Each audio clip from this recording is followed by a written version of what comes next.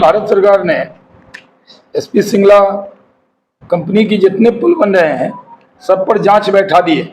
अब आप लोग को ये खबर नहीं मिली होगी, लेकिन वो जांच की खबर जो है मेरे पास है 21 जून को। कहिएगा तो मैं चिट्ठी आपको फॉरवर्ड कर दूंगा। भागलपुर पुल के 1700 करोड़ के घोटाले पर केंद्र सरकार ने बिठाई जांच। वहीं नीतीश कुमार और तेजस्वी यादव 1600 करोड़ के एम्बुलेंस घोटाले में भी फंसते हुए दिखाई दे रहे हैं। अब इन पर चौतरफा हमला किया जा रहा है और चारों तरफ से घेरने की कोशिश की जा रही है। वहीं 24 जून को 1600 करोड़ के एम्बुलेंस घोटाले की सुनवाई हाईकोर्ट में होनी है। वहीं अब केंद्र सरकार ने भी 1700 करोड़ के भागलपुर पुल गिरने पर जांच बिठा दिया है और नीतीश कुमार और तेजस्वी यादव को अब भगवान भी नहीं बचा पाएंगे।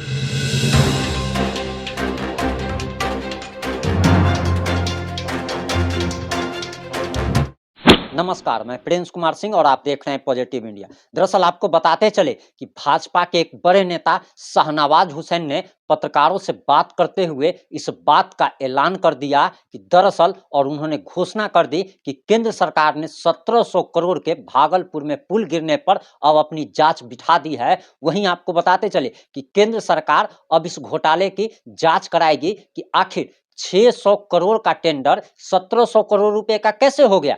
आपको बताते चले कि ये 600 करोड़ रुपए का बजट था, इसको बढ़ा करके आखिर 1700 करोड़ रुपए क्यों किया गया और उसमें भी एक बार पाया गिरता है और दूसरा बार में पूरा का पूरा पुल गिर जाता है। और इसके बाद जब पत्रकार सवाल करते हैं और बिहार के माननीय उप मुख्यमंत्री तेजस्वी यादव से जब सवाल करते हैं कि आखिर ये पुल कैसे गिर गया और क्या आप इसकी जांच सीबीआई से कराएंगे, तो तेजस्वी यादव पत्रकारों के सवालों का जवाब देते हुए कहते हैं कि सीबीआई वाले कोई इंजीनियर थोड़े ही हैं कि वे जांच करेंगे। यानी कि एक तरीके से वे तंज कसते हैं और वे जांच नहीं कराना चाहते। और ना ही नीतीश कुमार इस बात का ऐलान करते हैं और नीतीश कुमार से जब पत्रकार सवाल करते हैं तो वे साफ साफ कह देते हैं कि इसकी कोई भी जांच नहीं होगी। जिस तरीके से तेजस्वी यादव तंज कसते हुए कह देते हैं कि सीबीआई वाले कोई इंजीनियर थोड़े ही हैं। लेकिन अब यह मामला जो ठंडे बस्ते में जाता हुआ दिखाई दे रहा था, ये एक बार फिर से सुर्खियों में आ गया है। और सुर्खियों में तब आया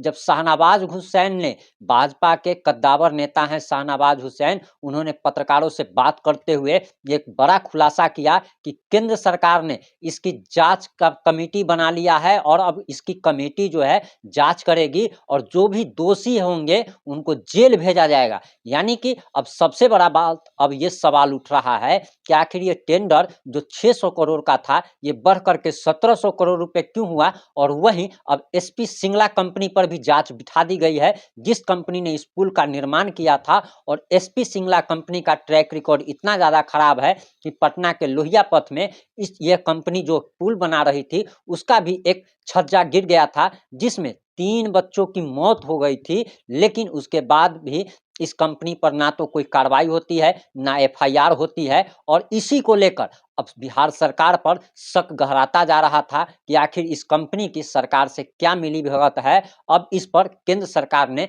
जांच कमेटी बैठा दी है और अब सरकार इसकी जांच कराएगी, केंद्र सरकार इसकी जांच कराएगी। वहीं एसपी सिंगला कंपनी की भी जांच होगी, उसके टर्नओवर की भी जांच होगी कि उसके अकाउंट से पैसा कहां-कहां जाता है, किस किस अकाउंट से पैसा उनके पास आता है। इन सारे चीजों की अब जांच होगी और ये खुलासा हो जाएगा कि आखिर 600 करोड़ रुपए का टेंडर 1700 करोड़ का क्यों हुआ और उसमें भी 1700 करोड़ में से किस किस को कितना हिस्सा मिला। ये सारे बातें अब क्लियर हो जाएगी। वहीं आपको बताते चले कि अब नीतीश और तेजस्वी पर चौतरफा हमला हो रहा है। चौतरफा ये लोग घिर चुके हैं और घिरने की वजह यह है कि 1600 करोड़ के एम्बुलेंस घोटाले का मामला भी अब सामने आ गया है और इसके खिलाफ अब पटना हाई कोर्ट में इसी 24 जून 2023 को सुनवाई होने वाली है। और सुनवाई जो होने वाली है इसमें सरकार फंसती हुई नजर आ रही है, क्योंकि जिस प्रकार से टेंडर दिया गया और उसमें भी जहानाबाद के जेडीयू के एमपी के बेटे या भतीजे को टेंडर देने की बात कही जा रही है। और पटना हाईकोर्ट ने अगर इसकी सुनवाई के लिए हामी भरी है तो आप समझ सकते हैं कि पटना हाईकोर्ट को लगा होगा कि आखिर इस मामले में कुछ ना कुछ है और सरकार के खिलाफ सबूत मिले होंगे, तभी ये पटना हाईकोर्ट इसकी सुनवाई के लिए तैयार हुई होगी। क्योंकि पटना हाईकोर्ट के पास या किसी हाईकोर्ट के पास ऐसे ही किसी मामले की सुनवाई नहीं करती। मामले की पूरी जांच पड़ताल की जाती है। मामले को अगर सुनवाई के लायक अगर समझा जाता है तभी सुनवाई होती है, वरना याचिका खारिज कर दी जाती है। आप सभी जानते हैं। लेकिन इस मामले की सुनवाई 24 जून को होने जा रही है। वहीं आपको बताते चले कि 23 जून को गुजरात के मेट्रोपोलियन कोर्ट में, अहमदाबाद के मेट्रोपोलियन कोर्ट में तेजस्वी यादव के खिलाफ भी सुनवाई होनी है, जिसमें उनके खिलाफ आपराधिक मानहानि का मुकदमा दर्ज हुआ है। हरेश मेहता ने यह मुकदमा दर्ज कराया था और इस मामले में भी डिजिटल साक्ष्य सारे दिए जा चुके हैं। 4 लोगों की गवाही हो चुकी है। वहीं चारों लोगों ने, जिन लोगों ने भी गवाही दी है, उन्होंने अदालत से तेजस्वी यादव को सख्त से सख्त सजा देने की मांग की है।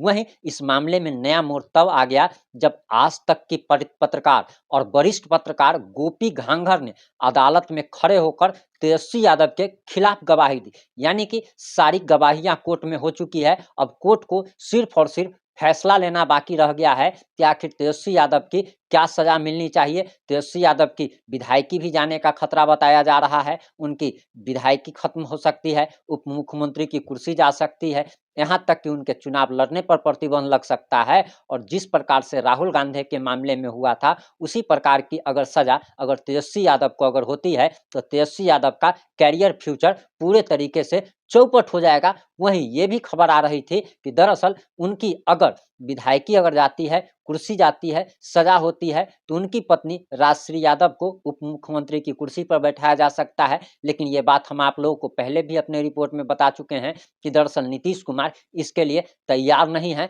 और अब नीतीश कुमार 2005 के बाद से पहली बार किसी बड़े घोटाले में फंसे हैं। हालांकि सृजन घोटाले को दबा दिया गया था, लेकिन ये एम्बुलेंस घोटाला और भागलपुर का पुल जो गिरा है और जिस प्रकार से सरकार ने कार्रवाई के नाम पर चुप्पी साध ली थी, इससे सरकार पर लोगों का शक गहराता चला जा रहा था। और इसी पुल के लिए, इसी पुल पर मनीष कश्यप ने भी जाकर के रिपोर्टिंग की थी और मनीष कश्यप ने सरकार को साफ साफ बता दिया था कि इसमें गलत मटेरियल का, खराब मटेरियल का उपयोग किया जा रहा है और ये पुल आने वाले दिनों में गिर सकता है। मनीष कश्यप की भविष्यवाणी सत्य साबित हुई और वो पुल गिर पड़ा, जिसमें कई गार्ड भी गायब बताए जा रहे हैं। हालांकि हम इस खबर की पुष्टि नहीं करते कि गार्ड गायब हुए हैं या नहीं हुए हैं। हालांकि गार्ड के परिजन जो है वो आकर के धरना प्रदर्शन कर रहे थे और बता रहे थे कि 11 नंबर पिलर के पास उनका जो है गार्ड, उनके घर वाले तैनात थे जो कि गार्ड का काम करते थे और अब वो मिल नहीं रहे हैं। हालांकि हम इस खबर की पुष्टि नहीं करते, लेकिन अब ये खबर पूरी जोर शोर से चल रही है कि नीतीश कुमार और तेजस्वी यादव को घेरने की तैयारी पूरी हो चुकी है और नीतीश कुमार और तेजस्वी यादव को 2024 के लोकसभा चुनाव से पहले जेल भेजे जा सकते हैं। और जिस प्रकार की घोटाले की जांच हो रही है और जिस प्रकार से इस मामले में एक तरीके से तेजी दिखाई जा रही है, आप समझ सकते हैं कि कोर्ट की सुनवाई में कितना समय लगता है। लेकिन याचिका डाली गई और तुरंत डेट भी 24 जून को दे दिया गया। उसी से आप समझ सकते हैं कि इस मामले को कितनी गंभीरता से पटना हाईकोर्ट ले रही है। और इन दोनों मामले में, जो घोटाले का मामला है और एक तेजस्वी यादव पर जो गुजरात में मामला चल रहा है, इन तीनों मामले में तेजस्वी यादव का सजा होना तय माना जा रहा है। वहीं नीतीश कुमार भी भागलपुर पुल घोटाले में और एम्बुलेंस घोटाले में सीधे तौर पर फंसते हुए दिखाई दे रहे हैं। लेकिन जेडीयू और आरजेडी के नेताओं का कहना है कि दरअसल महागठबंधन को नेस्तनाबूद करने के लिए केंद्र की मोदी सरकार अपनी जांच एजेंसियों का दुरुपयोग कर रही है और ईडी सीबीआई को तोता तक कह दिया गया। यही तेजस्वी यादव ने साफ साफ एक बेशर्म डिप्टी सीएम की तरह कह दिया था कि सीबीआई वाले कोई इंजीनियर थोड़े ही हैं कि जांच कराएंगे, और इन लोगों ने जांच से साफ साफ इनकार कर दिया था। इसी बात से लोगों का शक गहराता जा रहा था। लेकिन अब यह मामला पटना हाईकोर्ट पहुंच चुका है और पटना हाईकोर्ट जो है इस मामले की सुनवाई करेगा। वहीं भागलपुर पुल वाले मामले की जांच केंद्रीय एजेंसी अब करना शुरू कर चुकी है और इस मामले में भी जैसे ही कुछ नया अपडेट आएगा हम आप लोगों तक जरूर पहुंचाएंगे। वैसे आपको फिर से अंतिम में एक बार बताते चले कि 24 जून को तेजस्वी यादव और नीतीश कुमार के खिलाफ एम्बुलेंस घोटाले में पटना हाईकोर्ट में सुनवाई होने वाली है और 24 जून को क्लियर हो जाएगा कि तेजस्वी यादव, नीतीश कुमार जेल जाएंगे या फिर जेल के बाहर घूमेंगे। और महागठबंधन का ये एक चेहरा जो बन रहे थे, पीएम के उम्मीदवार जो बन रहे थे, इसको भी बहुत बड़ा झटका लगा है। नीतीश कुमार की बेदाग जो छवि थी उस पर भी कहीं ना कहीं कालिख लग चुकी है और अब नीतीश कुमार का पीएम बनना इतना आसान भी नहीं रह गया है। इस मामले में जैसे ही कुछ नया अपडेट आएगा हम आप लोगों तक जरूर पहुंचाएंगे। जुड़े रहे हमारे साथ। जय हिंद, जय भारत, जय जय बिहार।